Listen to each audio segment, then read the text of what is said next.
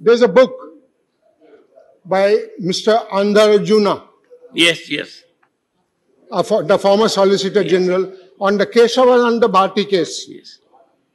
Having read the book, my view is that the doctrine of basic structure of the Constitution has a very debatable jurisprudential basis. I would not say anything more than this.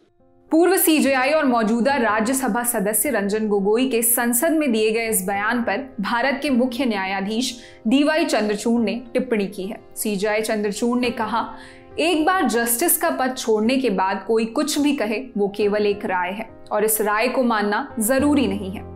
अब पूर्व CJI और मौजूदा CJI की इन टिप्पणियों का पूरा मामला विस्तार से समझते हैं।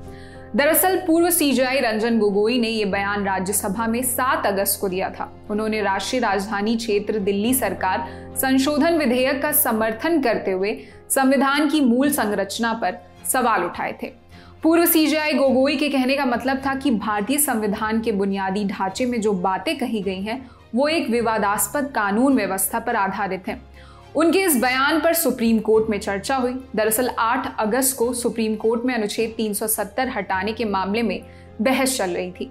इसमें नेशनल कॉन्फ्रेंस नेता मोहम्मद अकबर लोन की तरफ से वरिष्ठ वकील कपिल सिब्बल पेश हुए।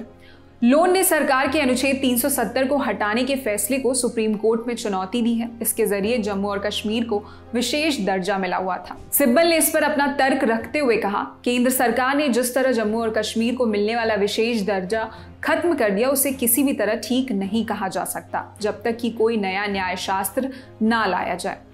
कपिल सिब्बल ने बिना पूर्व सीजेआई रंजन गोगोई का नाम लेते हुए आगे कहा, अब तो आपके एक सम्मानित सहकर्मी ने कहा है कि असल में बुनियादी ढांचे का सिद्धांत ही संदिग्ध है। इसके बाद सिब्बल की इस दलील पर सीजेआई चंद्रचूड़ ने कहा, जब आप किसी सहकर्मी का जिक्र करते हैं तो आपको हमारे साथ अभी काम करने वाले शख्स की बात करनी होगी।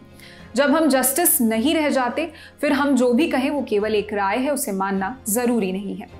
इधर सॉलिसिटर जनरल तुषार मेहता ने भी सिब्बल को टोकते हुए कहा कि संसद की कार्यवाही पर कोर्ट में चर्चा नहीं की जा सकती। संसद कोर्ट की बहसों पर चर्चा नहीं करती।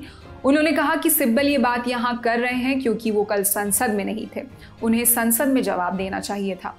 इस बहस की जानकारी बार एंड बेंच ने ट्वीट कर दी। इससे पहले पूर्व सीजेआई रंजन गोगोई को मार्च 2020 में राज्यसभा के सदस्य के लिए नामित किया गया था।